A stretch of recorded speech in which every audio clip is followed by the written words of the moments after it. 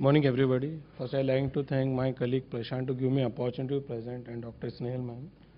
And it's been a wonderful 1.5 day till now. So we learned a lot of things. I just want to go because Dr. Nageshwar sir yesterday already explained the pathophysiology of portosystemic shunt. But now if the same thing encountered, how to suspect in a neonate of a 5 to 6 days. We had a very good experience and what we did really in novel intervention to get along with that and to get the patient benefited for that. Just I present my experience with that. I am presenting, but it's not it's the combined effect of so many people, and it's a mammoth task done by the all pediatric intensives, radiologists, nursing staff, and everyone, so that we'll able to achieve a great result.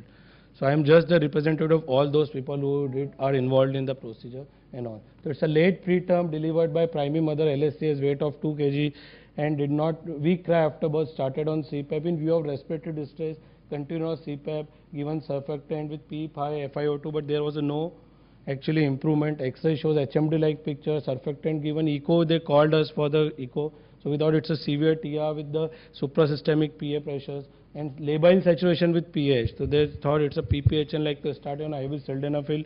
There was no improvement, hence there was improvement in the respiratory distress, so extubated continued on CPAP. But other issues also come, and that was got treated over the period. And the repeated echo show there is persistent pH in spite of there is no risk factor, there is no meconium, no asphyxia, but the pH there is no reduction. There is no CPAP setting decrease, there is no decrease in the FiO2. And over the period of 6 days there was no improvement started. From the neonatal side they started themselves bosentan, sildenafil, they are not having NO, so they thought if it's deteriorated then we'll shift to your center and do. And cardiac size continuously increasing on the X and the pH is persisting. So this like the situation which you oftenly encounter in our life, where to go, what to do after that. So when we thought with our recent experience we have to see the liver also. What we saw as a cardiologist we saw, but we told radiologists to see if we are missing as an intrahepatic shunt, because extrahepatic we were able to see. So the primary credit for this whole case goes to the radiologist who diagnosed the condition with absolute accuracy with the intrahepatic portosystemic shunt connection between left portal vein and the left hepatic vein.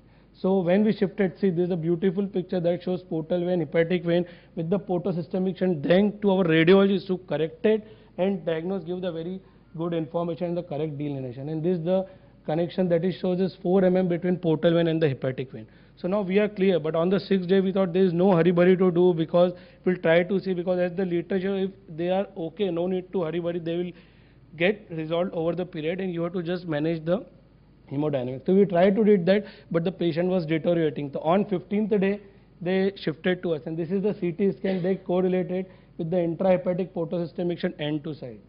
So when we thought, when the patient decided come to us, we decided to go for portosystemic shunt. Why?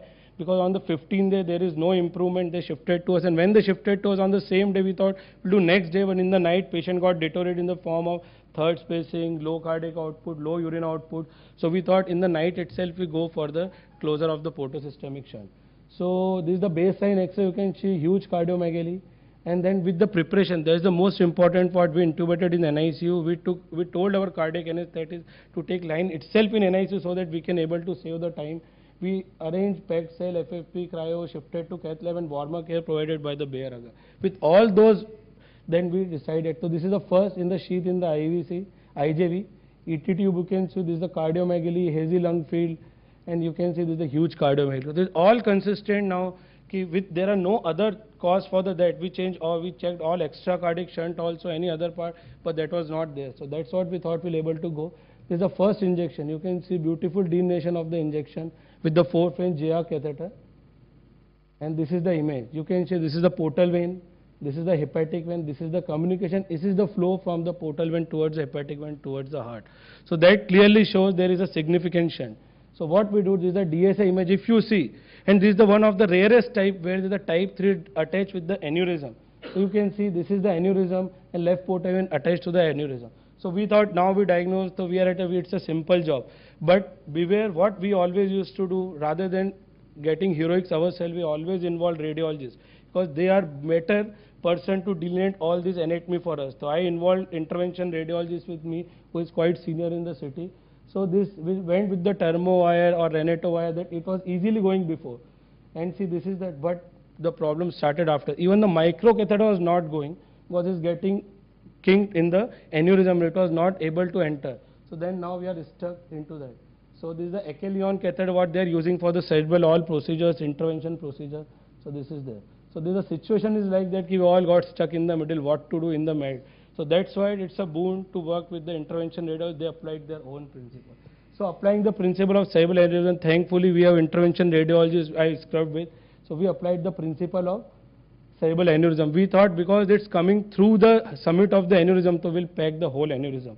So it looks like simple, but thought process was very long during that process.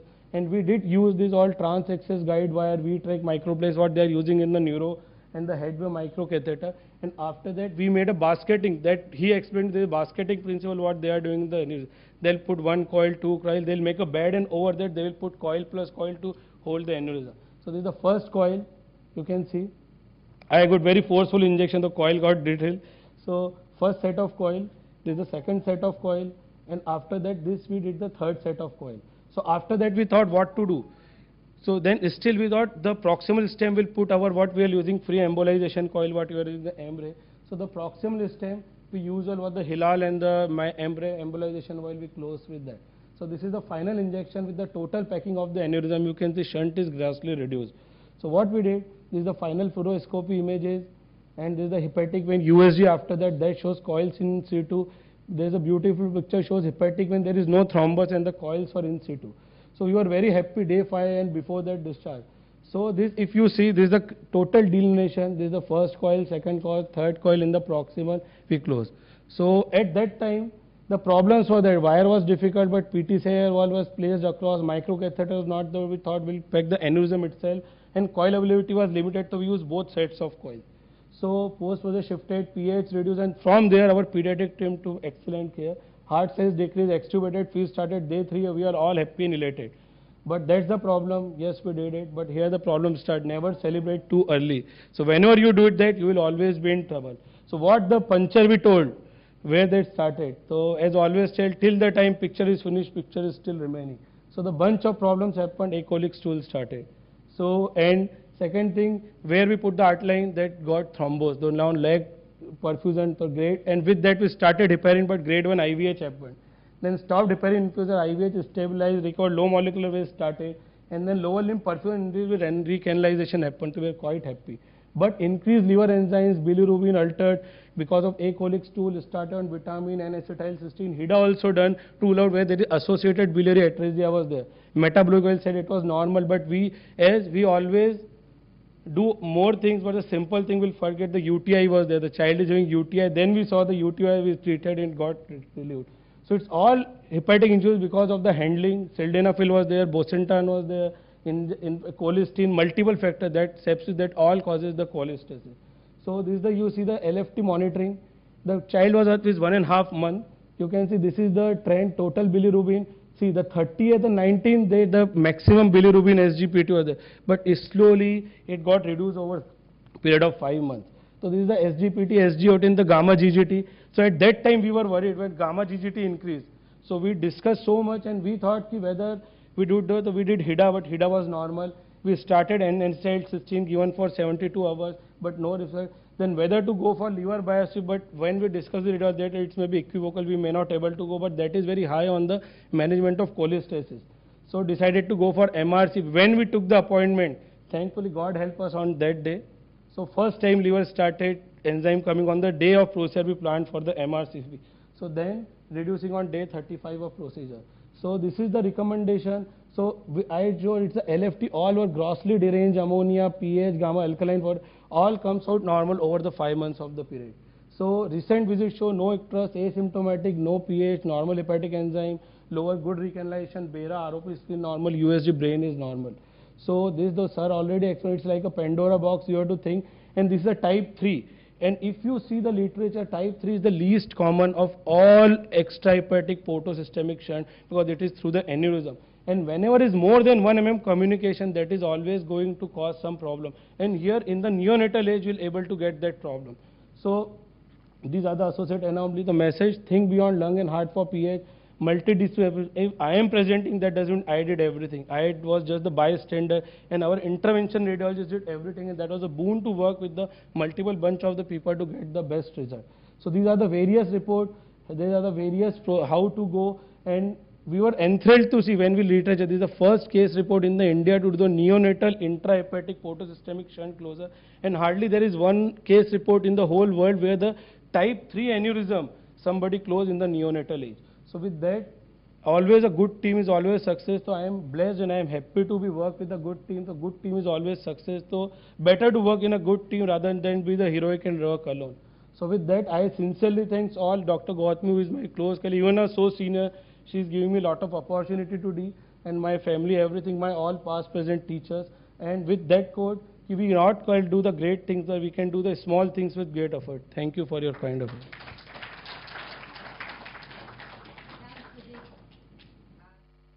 And you were important because you identified the problem and got all the people together to get your problem sorted out. So it's your big hand to you always.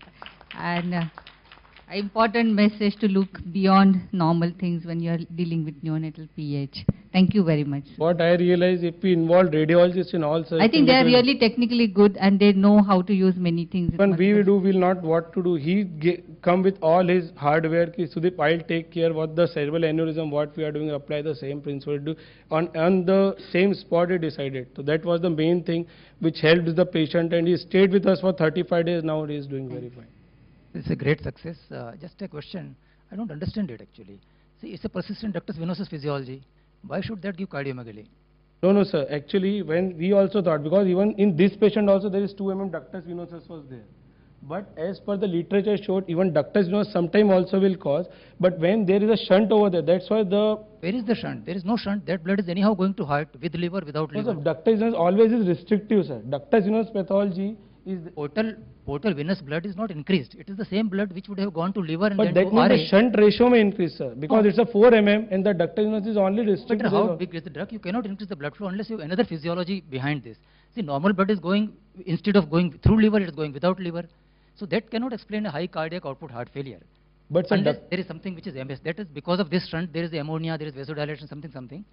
But otherwise, in normal fetus is a ductus venosus, which is widely patent. so sir, even in ductus venosus also there are reports where in the 1 or 2 month of age, we have to close the ductus venosus because persistent ductus venosus itself may cause all those. What does it cause?